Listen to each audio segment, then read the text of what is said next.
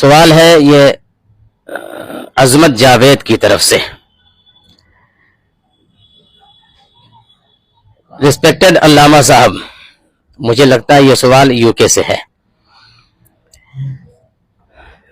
Question یہ ہے کہ بوائے اور گرل نے لڑکے اور لڑکی نے نکاح کی نیت کر لی، سب گھر والے بھی ہیپی ہیں، خوش ہیں نکاح کی نیت کر لینے سے. کیا لڑکے اور لڑکی بات کر سکتے ہیں فون پر ٹیکسٹ میسج کے ذریعے سے، اور وہ ایک دوسرے سے مل سکتے ہیں؟ لڑکے اور لڑکی نے آپس میں نکاح کرنے کے لیے بات طے کر لی.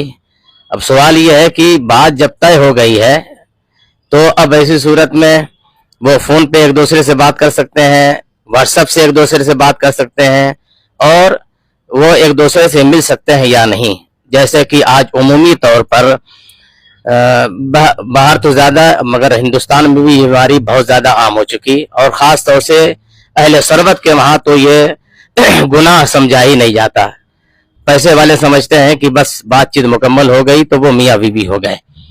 تو سائل کا سوال یہ ہے کہ صرف بات پکی ہو جانے سے وہ لوگ مل سکتے ہیں، آپس میں بات کر سکتے ہیں میسج کے ذریعے سے اور فون کے ذریعے سے، کیا ایسا وہ کر سکتے ہیں؟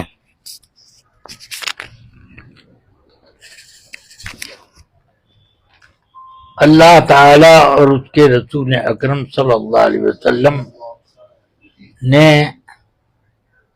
اجنبی مرد عورت کو مخلوط ہونے، ایک دوسرے پر نظر ڈالنے سے منع کیا. مولا علی کرم اللہ تعالی وجہ الکریم جو تقوی اور طہارت کا پیکر ہیں، ان سے آقا کائنات نے ارشاد فرمایا، یا علی لکن نظرۃ الاولی و علیک الآخرہ، یعنی پہلی نظر چلتے ہوئے اچک کر پڑ گئی تو اتنی تک تو جائز ہے، لیکن اس کے بعد نظر تھمی رہ گئی وہاں تو یہ اس میں گناہ ہے. تو بہرحال اجنبی عورت کے لیے یہ ہے.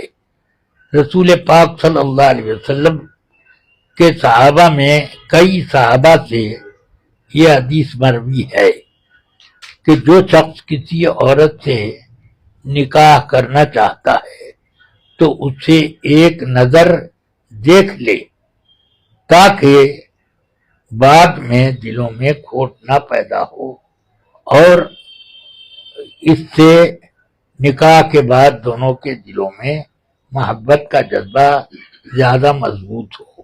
یہ ارشاد فرمائے. تو ایک مرتبہ دیکھنے کی اجازت تھی. سمجھ میں آئی بات؟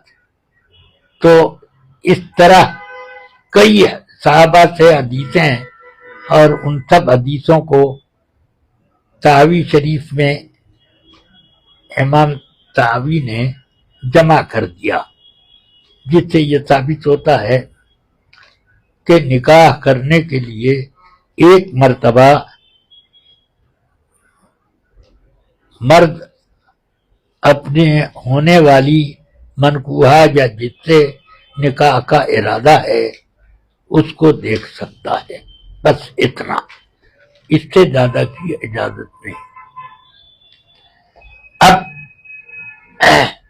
کتنی ہی مضبوط منگنی ہوئی ہو، اس میں ٹوٹنے کا اندیشہ ہو کہ نہ ہو، سب کچھ ہو، مگر اجنبیت تو قائم ہے. اس بنا پر، اجنبیت کی بنا پر ان کا ایک ساتھ بات چیت کرنا، ٹیلی فون پر ایک دوسرے سے رابطہ رکھنا، یا کہیں بے تکلفی سے ایک دوسرے کا ہاتھ ملانا، یا اور کوئی ایسا کام جو شرعاً ناجائز ہے، وہ ان سے قائم رکھنا یہ سب ناجائز ہے۔ ہندوستان، پاکستان اور ماریشس اور افریقہ وغیرہ ہونے کی وجہ سے وہ حلال نہیں ہو جائے گا۔ سمجھ میں آیا؟ جو حرام ہے وہ حرام رہے گا۔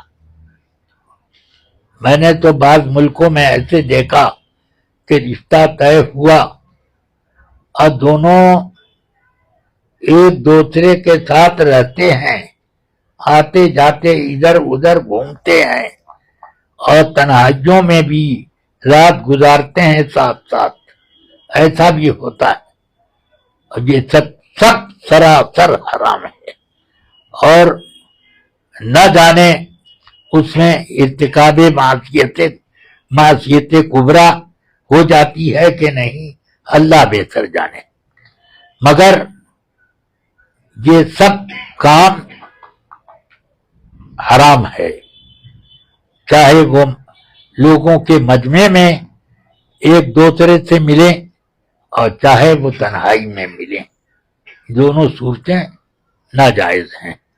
اس لیے یہ کہ منگنی ہو گئی، بہت پکی ہو گئی، پکی بھی چٹک جاتی ہے اور کچی پکی ہو جاتی ہے، یہ سب نہیں دیکھا جاتا، بلکہ نکاح شرط ہے۔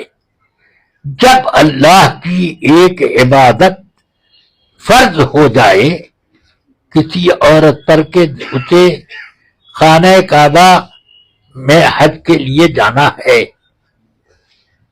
تو وہ کسی اجنبی کے ساتھ نہیں جا سکتی، اتنے اہم کام کی ادائیگی کے لیے وہ نہیں جا سکتی، تو پھر وہ تنہائیوں میں ٹیلی فون پہ بات کرنا یا ملاقات کرنا یا مجمع میں ملاقات کرنا، اس کا کیا راستہ ہے؟